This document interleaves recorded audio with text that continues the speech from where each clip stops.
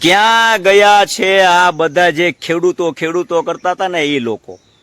મારે બીજા તો કોઈને કંઈ કેવું નથી, કેમ કે સરકાર તો આંધળી બેરી લૂલી ને લંગડી છે, પણ અત્યારે ખેડૂતોના મસીહા ગણાતા એવા રાજુ કરપડાને મારે આજે કેવું છે કે રાજુ કરપડા, જેમ તમે ભાઈ ખેડૂતો માટે બહુ તાઇફા કર્યા છે અને ખેડૂતોના નામે બહુ લૂંટ કરી છે અને ખેડૂતોના નામે તમે બહુ સભા ગજવી અને ખેડૂતોને માર ખવડાવ્યા છે, તો આજે તમે બીજેપીની સરકારની અંદર જે ગરી ગયા ને, હવે મારે તમને એવું કેવું છે કે ચોમાસું નજીક આવી ગયું છે અને દરેક જગ્યા ઉપર ખેડૂતોને ડીઝલની અછત થઈ છે, ખેડૂતોને ખેતર તૈયાર કરવાના હોય છે અને ખેડૂતોને ડીઝલની લાઇનમાં રાખી દીધા છે. હવે આના માટે પણ મુદ્દો ઉઠાવીને કયો સરકારની અંદર, તમને જ કહું છું રાજુ કરપડા, બીજા કોઈને નથી કહેતો, ખેડૂતોના માથે લઈને ફરનાર વ્યક્તિ આજે બીજેપીની અંદર ગરી ગયો છે. અને તને જ મારે કહેવું છે કે હવે અત્યારે ખેડૂતોને ગીર સોમનાથ જિલ્લાની અંદર ડીઝલની જરૂરિયાત છે, તો એક વખત અવાજ ઉઠાવીને એક વિડીયો તો બનાવ કે મારા ખેડૂતોને ડીઝલ દેવું.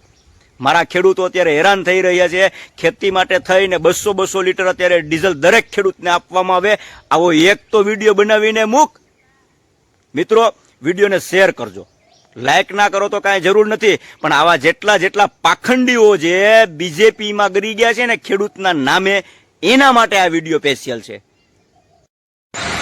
તો ભાઈ 21 તારીખ 5મો મહિનો 2026 આ તારીખનો મારો વિડીયો ખાસ કરીને આપણા ખેડૂત નેતા એટલે કે રાજુભાઈ કરપડા માટે બનાવું છું, એટલે વિડીયો મારો શેર કરવાનું ભૂલતા નહીં અને કોમેન્ટ કરવાનું પણ ભૂલતા નહીં. તો રાજુભાઈ કરપડા જ્યારે આમ આદમી પાર્ટીમાં હતા ત્યારે પણ એ કહેતા હતા કે હું ખેડૂત નેતા છું, હું ખેડૂતની હિતની અંદર કામ કરીશ, ખેડૂત ગમે એવું મને કામ દેખાડશે તો હું કામ કરીશ. તો આપણે રાજુભાઈ કરપડાને આજે એટલું જ કહેવું છે કે ચોમાસું ખેડૂતને માથે આવી ગયું છે અને ઉનાળાની ખેડ કરવાની છે. તો ઉનાળાની ખેડ બહુ ભારે હોય છે, જેમ કે હળવાનું, હમારનું, આ તે એ બધી ખેડ ભારે હોય છે. તો અત્યારે ડીઝલ નથી મળતું. રાજુભાઈ કરપડા, જ્યારે તમે આમ આદમી પાર્ટીમાં હતા ત્યારે પણ તમને ખેડૂત બહુ સપોર્ટ કરતો હતો, તમારી માટે ખેડૂત જેલમાં ગયો, તમારી માટે ખેડૂતે માર પણ ખાધો છે, અને તમે આમ આદમી પાર્ટી છોડીને ભાજપમાં ગયા તો તમને ભાજપમાં પણ ખેડૂતે ફૂલ સપોર્ટ કર્યો છે, તમને એમાં ભાજપમાં પણ તમને ચૂંટાઈ દીધા. તો અત્યારે તમે ખેડૂત માટે ખાલી એક ડીઝલની વ્યવસ્થા ન કરી શકો, કારણ કે ખેડૂતને અત્યારે ડીઝલની ખાસ જરૂર છે. તો અત્યારે ખેડૂતને ખાસ અત્યારે ડીઝલની જરૂર છે. તો તમારે તમારી પાર્ટીમાં જે સત્તા ઉપર બેઠા છે એને તમારે કહેવું પડે કે ખેડૂતનું ટ્રેક્ટર કોઈ પણ પેટ્રોલ પંપે જાય તો એની ટાંકી ફૂલ કરી દેવામાં આવે, કારણ કે ખેડૂતને ડીઝલ વિના કોઈ જાતનું ખેડ અત્યારે થાય એવી નથી. તો મારી નમ્ર અપીલ, રાજુભાઈ કરપડા ખેડૂત નેતા ગણાતા, તો ખેડૂત માટે તમે ટ્રેક્ટરની વ્યવસ્થા એક કરી દો. કોઈ પણ પેટ્રોલ પંપે જાય તો ખેડૂતને ફૂલ ટાંકી કરી દેવી પડે. મારો વિડીયો સારો લાગે તો રાજુભાઈ કરપડાને જરૂરથી મોકલજો અને વિડીયોમાં કોમેન્ટ કરવાનું ભૂલતા નહીં. ભારતીય જનતા પાર્ટી જનતાના મુદ્દાને ભૂલાવી માત્ર ને માત્ર પોતાની વિચારધારા અને પોતાની પાર્ટીના કામ કરાવે કે એ કામ કે જનતાની વિરુદ્ધમાં હોય તો ભલે, પણ તમે અમારા કામ કરો.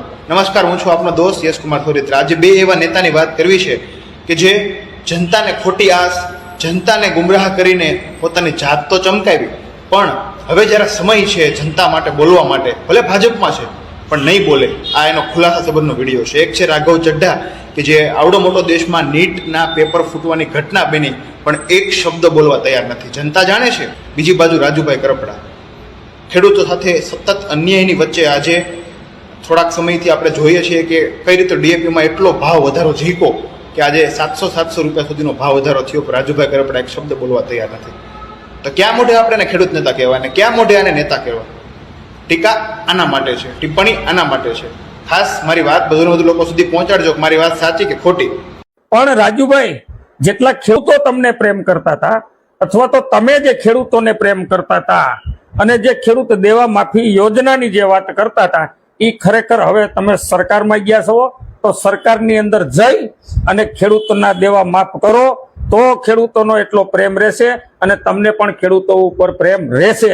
રાજુભાઈ, હવે વાત એવી થઈ કે તમારી જેમ ઘણા બધા જે હાર્દિક પટેલ જે મીડિયામાં ઉપાડ્યો નહોતો ઉપડતો, સોશિયલ મીડિયામાં તેમજ અલ્પેશભાઈ ઠાકોર, તેમજ આપણા અમરીશભાઈ ડેર, તેમજ આપણા પોરબંદરના ધારાસભ્ય અર્જુનભાઈ મોઢવાડિયા, આ બધા લોકો એટલા બધા ફેમસ હતા, પબ્લિસિટીમાં હતા, એ આપ પણ જોવો છો. આ જે ભાઈ 4-5 જણા લોકો તો એ આજે પાંજરામાં પુરાઈ ગયા છે, પબ્લિકનો અવાજ નથી ઉઠાવતા. તો હવે તમારે ખરેખર ખેડૂત નેતા તરીકે જો ઉભરી આવવું હોય તો સરકારમાં જઈ ખેડૂતોના તમામ દેવા માફી, તમામ નકલની અંદર નોંધ હોય એવા તમામ દેવા માફી કરશો તો ખેડૂતો આત્મહત્યા ઓછી કરશે. આત્મહત્યા ઓછી કરશે તો એના જે દીકરા દીકરી એની ઘરવાળી છે એ પણ જે પંખીના માળા જેવું ઘર નહીં વિખાય. આવું બધું થશે, આત્મહત્યા નહીં કરે, કોઈ પરિવાર નહીં વિખાય. તો રાજુભાઈ, આથી મોટું પુણ્યનું એક પણ ખરેખર પોટલું ન કહેવાય. એટલે તમારા માટે પણ એક સદભાગ્ય કહેવાય કે શાસક પક્ષમાં ગયા, ખેડૂતોનું દેવું માફ કરો. મંત્રી સંત્રી કરતાય મોટું પુણ્યનું જો પાથું હોય તો ખેડૂતોના દેવા માફી જ એ જ યોગ્ય છે. ભારતીય જનતા પાર્ટીએ ભાજપમાં લઈને કૃષિ પ્રધાન બનાવી દીધા. ખેડૂતોનું હું ભલું કરી દીધું.